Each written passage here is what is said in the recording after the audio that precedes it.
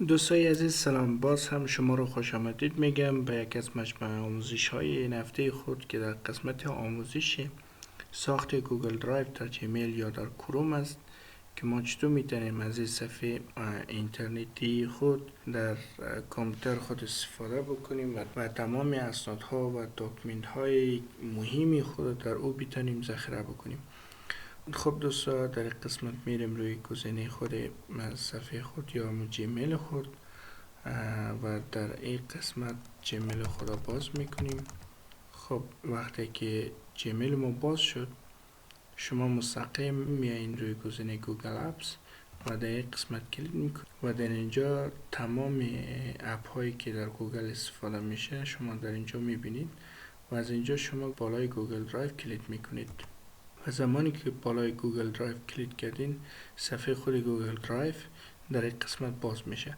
البته دوستان، ما اینی اسنادها و اینی فوتوهایی که در اینجا گذاشتیم اینا رو از قبل استفاده میکردم که در این قسمت برای شما تمامی از اینا رو توضیح میدیم که چطور میتونیم در این قسمت فایل خود رو اپلود بکنیم. اگر در صفحه کانال ما نپیوستید لطفا در اینجا رفته و در اینجا اینا زیاد تایپ بکنین و بعد شما میتونید مستقیم به خود کانال یوتیوب من دسترسی داشته باشید.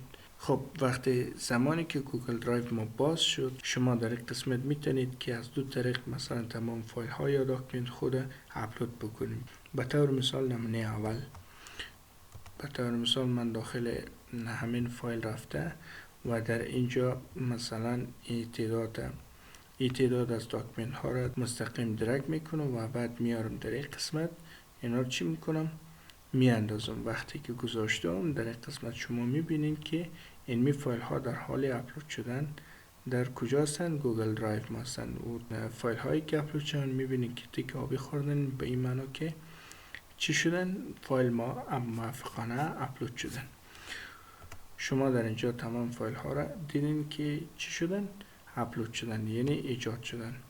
این از یک طریق بودن که ما مستقیم میتونستیم از هر فایل، از هر پوشه‌ای که فایل های ما بود مستقیم میتونستیم که کشف بکنیم بیاریم در خود صفحه گوگل درایو بیندازیم. و گزینه بعدی که ما در این قسمت داریم مثلا از گزینه نیو میتونیم و گزینه بعدی که ما میتونیم مستقیم بیایم روی گزینه خود مای گوگل درایو در این قسمت راست کلیک بکنیم و بعد از راست کلیک کنیم مثلا ما انتخاب میکنیم نیو فولدر، مثلا یک نیو فولدر انتخاب میکنیم، میگیم که چی برام داکومنت میگذاریم که این فایل های ما در این قسمت انتخاب شود. خب یک فولدر برام داکومنت انتخاب کردیم و شما میبینید که فایل ما در این قسمت انتخاب شدن. خب ما مستقیم میاییم این فایل ها را تمام شدن، مثلا چند دانه فایلی که کاربردی یا فایلی که ما نیاز داریم در قسمت اینا رو انتخاب میکنیم و مستقیم اینا رو کش میکنیم میاریم در کجا؟ داخل داکومنت میاندازیم. وقتی که اینجا رها کردیم فایل ما به صورت اتومات در قسمت چی میشه؟ انتخاب میشه. شما میبینید فایل هایی که ما انتخاب کرده بودیم داخل داکومنت گذاشته شد که شما در اینجا میبینید. گزینه اول بود که ما فایل های خود میتونیم از این دو طریق در گوگل درایو انتخاب بکنیم. و گزینه بعدی که در این قسمت میبینیم مای درایو که اینمی صفحه‌ای که فعلا اینجا اینمی صفحه موجوده ای که در این قسمت وجود داره رو برام مای درایو میگه. گزینه بعدی در قسمت کامپیوتر هستن. بعضی دوستا از خود اپ درایو مای پی سی یا درایو مای دسکتاپ از خود گوگل دانلود میکنه و اون مستقیم در صفحه دسکتاپ نصب میشه.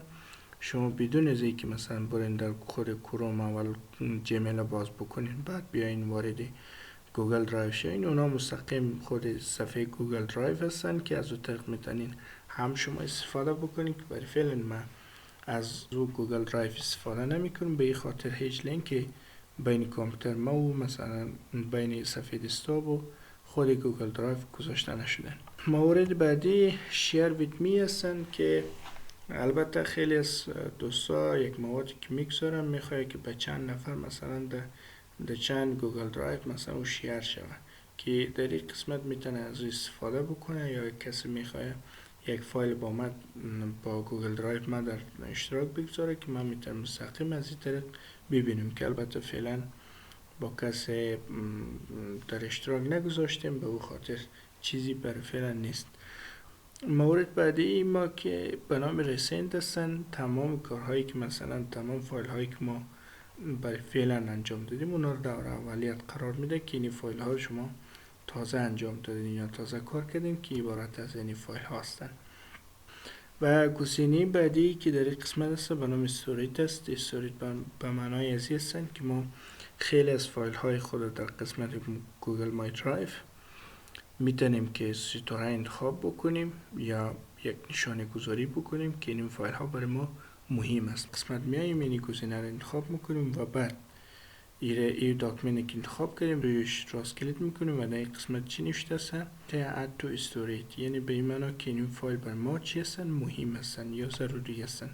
وقتی که ما این را انتخاب میکنیم، مثلا یک فایل دیگر هم میاریم در این قسمت این را انتخاب میکنیم، شما ببینید که این دو فایل ما گفتیم دو فایل مهم و ضروری هستن، یعنی مورد دلخواهی هستن که باید روی اینا کار شود. و زمانی که شما مستقیم بیایید روی استوریج کلیک بکنین، شما میبینید که این فایل هایی که ما قبلا مهم گذاشته بودیم یا ضروری گذاشته بودیم در خود صفحه استوریج ما هستن. گزینه بعدی ما به نام ترش هستن. ترش عبارت از سطل اشغال هستن که ما قبلا اینی چند فایل در سطل اشغال انداختیم. البته در این قسمت گفته که اینمی فایل هایی که در سطل اشغال گذاشته شده تاثیر از اینمی فایل ها در اینمی سطل اشغال هستن. بعد از 3 روز اینا به صورت اتومات چی میشه؟ از خود سطل اشغال یعنی بیخی حذف میشه که اونا میتونیم باز اونا رو پس رستور بکنیم. و گزینه بعدی به نام استوریج هستن. استوریج عبارت از خود ما فضای حافظه گوگل مای درایو هستن. یکی حافظه خودی گوگل مای درایو هستن و یکی هم فایل هایی که ما در گوگل مای درایو ذخیره میکنیم و فایل ها رو مثلا حافظه شده یا حجم شده بعد از ما شما نشان میده که چقدر حجم داره. مثلا به طور مثال مثلا فایل اولی ما که جی پی جی هستن 1 MB دارن. مثلا این فایل آخری ما 125 KB مثلا حافظه داره. اینا تمام شما میبینید که حافظه هاش در قسمت نشان میده. در اینجا شما میبینید که 5.5 MB of 15 GB یوزید. این به این معنا دوستا برای اولین بار گوگل درایو برای شما 15 GB را به صورت رایگان در خود گوگل برای شما گذاشته که شما از اینمی حافظه استفاده بکنید که برای فعلا ما 5.5 حافظه ایش را استفاده کردم که این فایل ها را خود اپلود کردم و متوقع از این هستن که ما میتونم باز هم فایل های دیگه خود در اینجا اضافه بکنیم. و گزینه بعدی ای هستن که با استوریج یعنی حافظه های بیشتر شما میتونید به صورت آنلاین از خود گوگل خریداری بکنید به شکل ماهوار به شکل سالانه که باز در صورت که شما حافظه بیشتر نیاز داشتین در قسمت کلیک کرده و حافظه های بیشتری که شما نیاز دارین از قسمت میتونید خریداری بکنید. بعد میایید روی گزینه خود گوگل مای درایو و در این قسمت شما بالای یک دکمنت کلیک میکنید و بعد از اینکه رو بالای یک دکمنت کلیک کردین در اینجا چند گزینه هستن که اینا رو بر شما میگم. دوستا گزینه اول به نام گت لینک هستن که شما مستقیم میتونید این گزینه‌ای که انتخاب کردین به چند نفر مثلا لینک بفرستید که اونا بتونن فایل شما رو استفاده بکنن. به طور مثال ما وقتی که بالای گت لینک کلیک کردم و در قسمت گت لینک ما باز میشه و در اینجا اولا نامش رو مشخص میکنیم که یعنی می نفر میتونه استفاده بکنه. البته شما میتونید فقط آدرس ایمیل چی نوشته بکنید به 10 نفر 15 نفر مثلا هم کسایی که میخواین از فایل استفاده بکنه آدرس ایمیلش نوشته میکنید.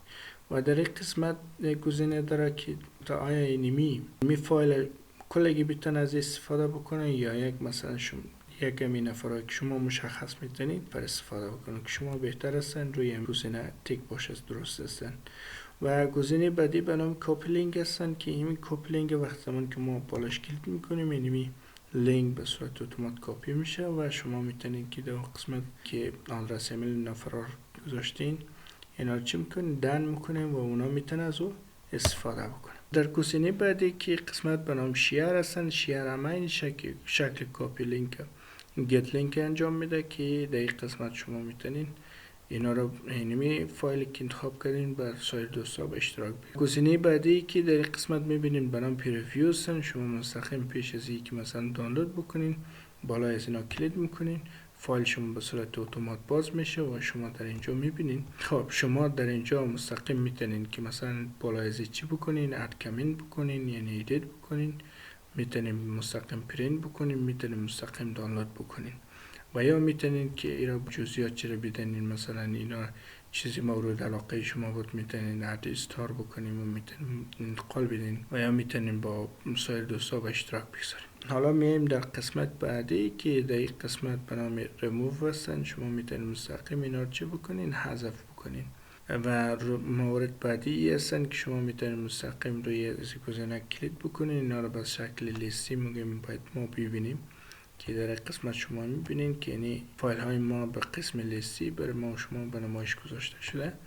و بعدی هستن که به نام ویو دیتایلز یا اینفورمیشن دیتایلز هستن. معلومات هر فایل ما رو مشخص کرده که شما وقتی بالای کلیک بکنین میبینین. مثلا همون فایلی که ما انتخاب کردیم در اینجا میبینین تمام جزئیات چی را که جزئیات چی هستن.